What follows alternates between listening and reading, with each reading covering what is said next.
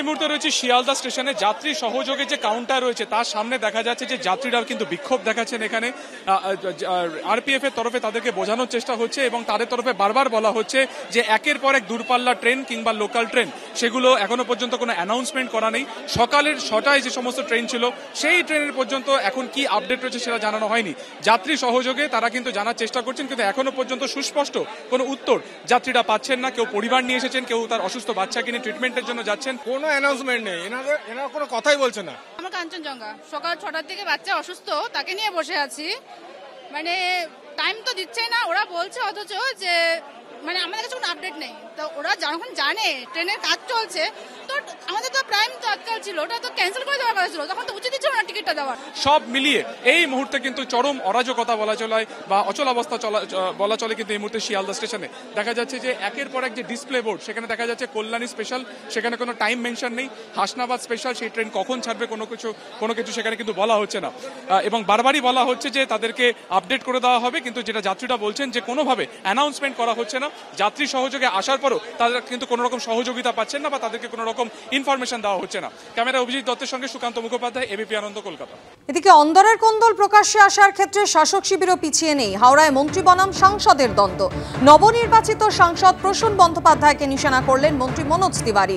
যারা বিরোধিতা করেছেন তাদের সঙ্গে ছবি তুলেছেন প্রসূন বন্দ্যোপাধ্যায়। এত পরিশ্রমের পরেও ধন্যবাদ জানিয়ে একটা ফোনও আসেনি।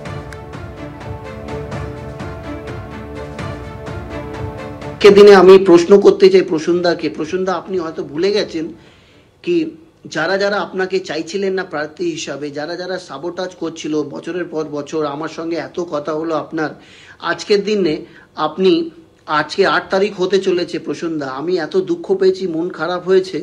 8 তারিখ হতে চলেছে, আপনি ফোন বন্ধ রেখেছেন। আপনার পক্ষ থেকে কেউ আমায় ফোন করে বলেনি বা আমাদের কর্মীদেরকে কেউ ফোন করে বলা হয়নি কি ধন্যবাদ বা অভিনন্দন জানাওনি কি আমরা যেভাবে রেজাল্ট করাতে পেরেছি তার জন্য কোনো অ্যাপ্রিসিয়েশন পাইনি। কেন পাইনি আমি নিজেই জানি না, এটা আমি মানে বুঝে উঠতে পারছি না কেন। বাট আজকে দেখলাম 8 তারিখ হচ্ছে, একটাও ফোন নেই। কিন্তু আজকে দেখতে পাচ্ছি অনেক কটা ছবি, যারা বিরোধিতা করেছে, আপনার বিরোধিতা করতো, যারা বিধায়কের মনোজ তিওয়ারি শিবপুরে বিরোধিতা করে যাচ্ছে দিনের পর দিন, রাতের পর রাত, যারা আপনার ইলেকশনে কোনো কাজ করেনি, সাবোটাজ করেছে, আজকে আপনি ওনাদের সঙ্গে গলা মিলিয়ে ছবি তোলাচ্ছেন, ফুলমালা পরছেন, এটা কিন্তু ঠিক হয়নি। আমি শুধু নিজের জন্য বলছি না, প্রত্যেক কটা কর্মীরা আমাকে গ্রুপে মেসেজ পাঠাচ্ছে, আমাকে ছবি পাঠাচ্ছে কি আপনি তাদের সঙ্গে এখন ঘুলে মিলে গেছেন, যারা আপনার জন্য কোনো লড়াই করেনি, আমাদের দলের হয়ে লড়াই করেনি, ভোট করায়নি। এটা ঠিক করলেন না দাদা। আপনি যতটা সম্মান আপনাকে করতাম, এই সম্মানটা আর হয়তো অতটা আমি করতে পারবো না। এদিকে 4 জুন লোকসভা ভোটের ফল প্রকাশের পর আজ কালীঘাটে নবনির্বাচিত সাংসদদের নিয়ে বৈঠক করবেন তৃণমূল নেত্রী। কালীঘাটে নিজের বাড়িতে দলের নবনির্বাচিত সাংসদ, প্রথম সারির নেতৃত্ব, জেলা সভাপতি এবং জেলা কোঅর্ডিনেটরদের নিয়ে আজ বৈঠক করবেন তৃণমূল নেত্রী মমতা বন্দ্যোপাধ্যায়। সূত্রের খবর, বৈঠকে লোকসভায় তৃণমূলের সংসদীয় দলের নেতা এবং মুখ্য সচেতক কারা হবেন তা নিয়েই চূড়ান্ত সিদ্ধান্ত নেওয়া হতে পারে। কালীঘাটে আর কিছুক্ষণের মধ্যেই তৃণমূল নেত্রীর এই বৈঠক শুরু হবে। নবনির্বাচিত সাংসদদের নিয়ে আজ বৈঠকে বসতে চলেছেন তৃণমূল নেত্রী। এই বৈঠকে ডাকা হয়েছে জেলা সভাপতি এবং জেলা কোঅর্ডিনেটরদেরও। এই খবরে বিস্তারিত জানতে সরাসরি কথা বলে নেব। আমাদের সঙ্গে রয়েছেন প্রতিনিধি আশাবুল হোসেন। আশাবুল, এই বৈঠক কখন শুরু হবে কি জানতে পারছো? ইতিমধ্যে কারা কারা উপস্থিত হয়েছে? দেখো মাধুরী, আজকে 4টের সময় বৈঠক শুরু হবে এবং আমরা দেখতে পাচ্ছি যে ধীরে ধীরে নেতারা এবং সাংসদরা তারা কালীঘাটে আসছেন এবং আজকের যে বৈঠক, সেই বৈঠকে নবনির্বাচিত সাংসদরা থাকবেন, রাজ্যসভার সাংসদরা থাকবেন, পাশাপাশি জেলা সভাপতি, জেলা কোঅর্ডিনেটর এবং তৃণমূলের প্রথম সারির নেতৃবৃন্দ তারা উপস্থিত থাকবেন। দুটো বিষয়ে আজকের এই যে নির্বাচন পরিস্থিতির যে পর্যালোচনা, তাকে দুটো ভাগে ভাগ করা যেতে পারে। প্রথমত, নবনির্বাচিত যে সাংসদ তাদের সঙ্গে সৌজন্য বিনিময় করবেন মমতা বন্দ্যোপাধ্যায়।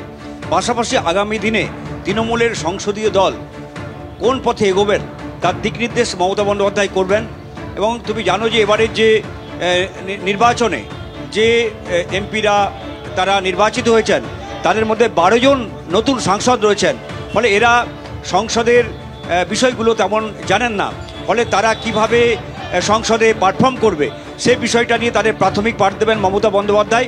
পাশাপাশি তাদের প্রশিক্ষিত করার জন্য কাউকে দায়িত্ব দেওয়া হতে পারে। সেই সঙ্গে এতদিন তৃণমূলের লোকসভার দলনেতা ছিলেন সুদীপ বন্দ্যোপাধ্যায় এবং কল্যাণ বন্দ্যোপাধ্যায় তিনি মুখ্য সচেতক ছিলেন।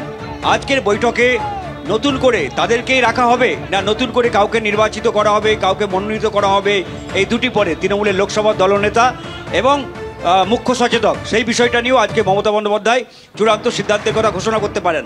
সবচেয়ে গুরুত্বপূর্ণ বিষয় যে পর্যালোচনা করা যে তৃণমূল 29টি আসনে জয়লাভ করেছে ঠিকই, কিন্তু আরও 5টি আসন তাদের প্রত্যাশা ছিল তারা জয়ী হবে, যেমন রায়গঞ্জ, বালুরঘাট, মালদা উত্তর, জলপাইগুড়ি, আলিপুরদুয়ার, তমলুকের মতো আসনগুলো সেখানে কেন পরাজয় হলো। এছাড়াও বেশ কিছু জায়গায় বিধানসভায় তৃণমূল পিছিয়ে রয়েছে, সেটা কেন হলো, এই সব বিষয়েও আজকের বৈঠকে বিস্তারিত আলোচনা অবশ্যই আর কি কি বিষয় নিয়ে আলোচনা হয় এই বৈঠকে সেদিকে নজর থাকবে। ধন্যবাদ আশাবুল তোমায়।